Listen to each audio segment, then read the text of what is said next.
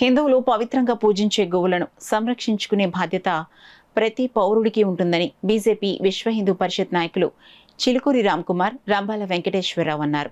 Kakinada rural నాగమల్తోటి junction దగ్గర ఎస్పీసీఏకు BJP విశ్వ Hindu Parishad go సంరక్షణశాలను పరిశీలించారు. ఈ సందర్భంగా చిలుకూరి రామ్కుమార్ మాట్లాడుతూ, గతంతో పోలిస్తే ఆవుల మరణాల సంఖ్య ఎక్కువగా ఉన్నదని, ఇది ఎందుకు జరుగుతుందో దీనిపై దృష్టి సారించాలని అన్నారు. సుమారు 230 ఆవులకు 168 ఆవులు ఉండటం చాలా విచారించదగ్గ విషయమన్నారు.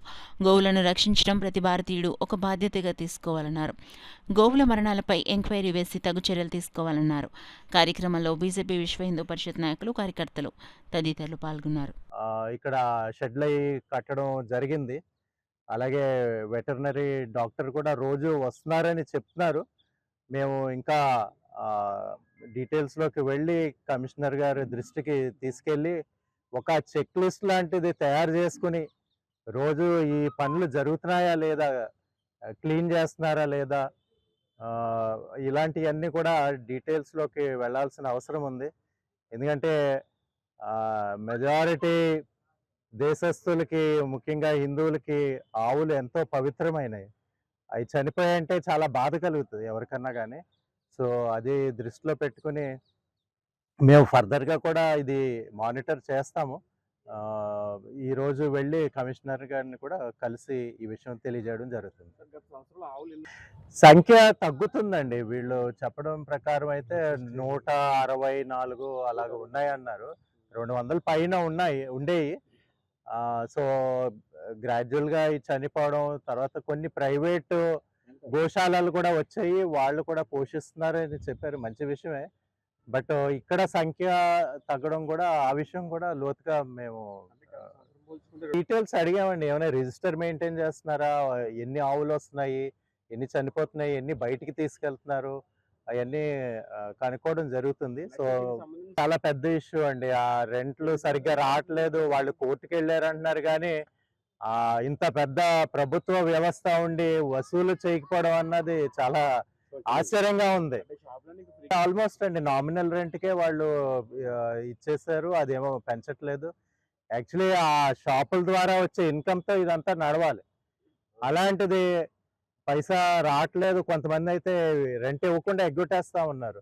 సో నేను వాళ్ళకి విజ్ఞప్తి చేసేది ఏంటంటే, ఆవుల పోషణ కోసమన్నా వాళ్ళు ముందుకొచ్చి రెంట్, కమర్షియల్ రెంట్ ఎంత అయితే ఉందో బయట అది ఇచ్చి న్యాయంగా వ్యాపారం చేసుకోవాలని నేను వాళ్ళకి విజ్ఞప్తి చేస్తా ఉన్నాను.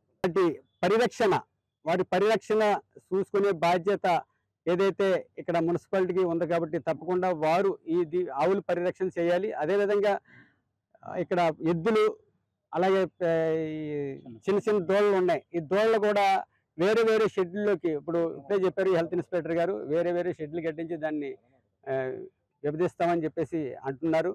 ఆ విధంగానే వాటిని విభజించి ఎక్కడేది ఉండాలో ఒకటి మీద ఒకటి పడిపోకుండా వాటిని పర్యవేక్షించడానికి ఒక ఆవు కూడా చనిపోకుండా గతంలో 200 పైచీలకు ఉండేయని చెప్పేసి అన్నారు. కానీ ఈరోజు చూస్తే 168 కానీ అన్ని ఏదో నెలకి 2, 3 అలాగైతే పర్వాలేదు. కానీ ఒకేసారి మనకి ఇన్ని పోవడం అనేది కూడా మనకి జయకారం కాదు. ఎందుకంటే మన గ్రామాలకి, మన దేశానికి కూడా మంచిది కాదు. ఆవు అనేది చాలా పవిత్రం, గోమాతను పవిత్రంగా చూసుకోవాలని చెప్పేసి తెలియజేసుకుంటూ, ఏదైతే షాపులు ఉన్నాయో ఈ షాపులు గవర్నమెంట్ కోర్టుకి వెళ్ళారు, ఆగిపోయిందంటే మరి తిండి ఎవరు పెడతారు? అసలు ప్రభుత్వాలు ఏం చేస్తున్నాయి? ఇది ప్రభుత్వం దృష్టికి తీసుకెళ్ళాలి. ఎందుకంటే గవర్నమెంట్లో మేము ఉండొచ్చు, అయినా కానీ ఇది కరెక్ట్ కాదు. ఇది దీని మీద కూడా కోర్టుకి వెళ్ళిపోయి ఆవులకి తిండి లేకుండా చేయడం అని వాళ్ళకి చేయకారమా, వాళ్ళ కుటుంబాలకు చేయకారమా అండి? వాళ్ళకి అద్దెలు కట్టకుండా ఎగ్గొట్టేసి ఆవులకి ఇసి పెడుతుంటే మరి జయకారమా?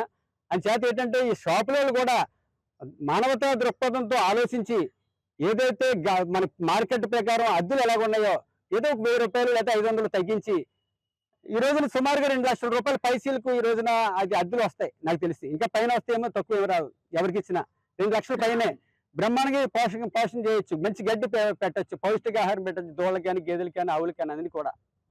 అటువంటి చర్యలు తీసుకోకుండా ఎవరో కోర్టుకి వెళ్ళారంటే చిన్న కాగితం ఒక కోర్టులో పాడేస్తే అది సంవత్సరాల తరబడి దాన్ని పరిశీలించకుండా ఉంటే మాత్రం అది కరెక్ట్ కాదు.